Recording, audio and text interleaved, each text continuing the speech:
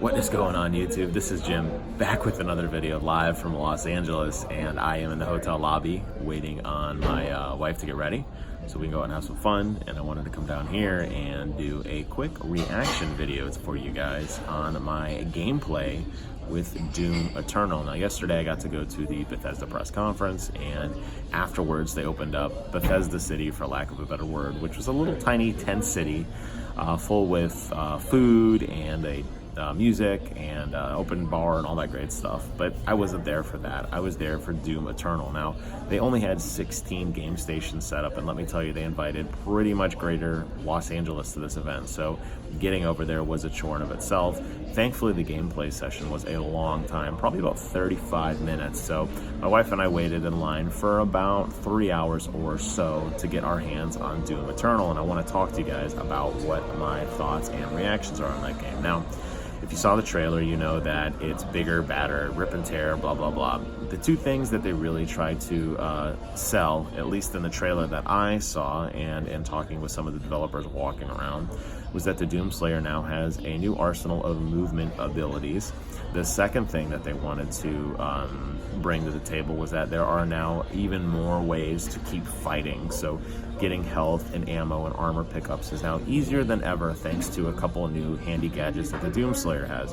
You may have noticed that he has a flamethrower over his left shoulder, and he now has a blade arm, basically this attachment that runs the length of his forearm, which he can use to quickly depress into a blade. Now, both of these on paper sound awesome, but I can tell you guys, and playing with it, and I spent about 35 minutes on this demo because I was talking with the developers afterwards, and then we sat back down and I was showing them a few things. I can tell you guys that I think it needs some refinement, and that worries me. Now, id has always been and will always be the king of first-person shooters, particularly on console. That will never change. So the look and feel that you expect from an id-based game, whether it be Doom or Quake or Wolfenstein or Rage, is there. It looks amazing. They're running it on a high-end PC. It looked like a 2080 Ti. It had I couldn't entirely tell from the case. They did have a glass case that I did peek my head in, but it was definitely a pretty beefy rig. It was running in like a 26 or 27 inch monitor. It wasn't an ultra wide, but boy, oh boy, did that thing look great. There was not a hitch or tear or pop up in sight. It had ray tracing technology. We were using the hot end Corsair technology. They also had the keyboard and mouse for Corsair, and they also had an Xbox One controller, not an Elite controller, for you to play with if you wanted to play with that as well. And I did play with both, and I can tell you the feel and the look of this game is perfect. So rest assured, they did not mess with the things that they did not need to mess with. Unfortunately, though, there are some downsides to this, and it's that movement ability that they're really starting to emphasize that I feel just isn't really quite there. So the Doomslayer now can climb on walls, he can dash, he can double jump, and the problem, oh, and he also can do, he can swing on like a monkey bar. So basically you double jump into a bar and you swing and jump and launch yourself onto new areas. Doom has never been a platforming game, and in my opinion, the first Doom was its best when you were just in these nice open areas. You want to throw a jump pattern in there, that's fine, but these nice open areas for you to kind of, you know, shoot at, you know, for the most part level. I mean, I understand a little terrain is important, but when you really get into a lot of the design where you have you know, these jump points and hanging off cliffs and everything, I feel like the game doesn't work as well, and definitely the game does not work as well. There were a lot of input issues in climbing up the wall. You basically, there are instances where you have to jump and then look to another direction, then you basically double jump, then you hit shift to dash, then you have to smash E to climb onto a wall to work your way up. Now during this time you cannot shoot, so if there are any enemies floating around, you're just going to get pelted in the back of the head, or they just de-aggro, which just kind of takes away from the action. I didn't really think that was all that useful. And honestly, the areas that you get to do increase verticality, and it is nice to kind of see the area below you, but there's no real incentive to do any kind of crazy, you know, off the top rope elbow drop. There's no like ground pound like there is in Rage, at least nothing that I saw. There's nothing where you come flying down and just smash an enemy or, you know, jump on their neck or anything like that. It's just very standard shooting. You're just really far away now.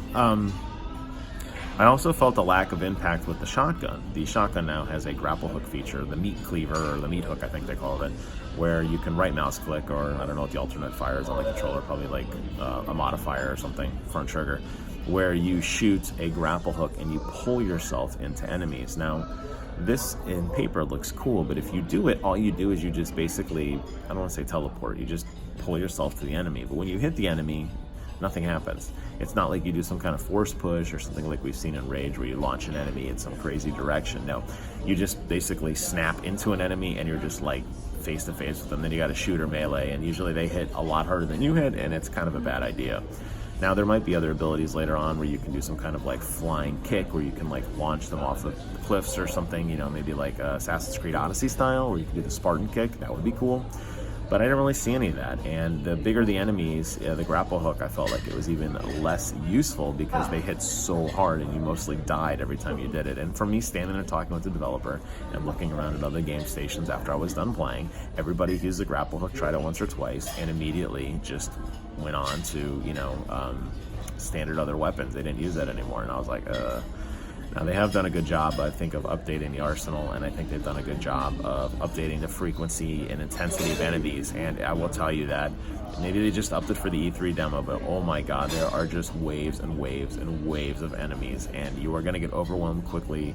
You're going to be running and jumping. If you watch the gameplay trailer, you saw that the guy was always low on health, and I was like, oh, maybe it's because he's not good.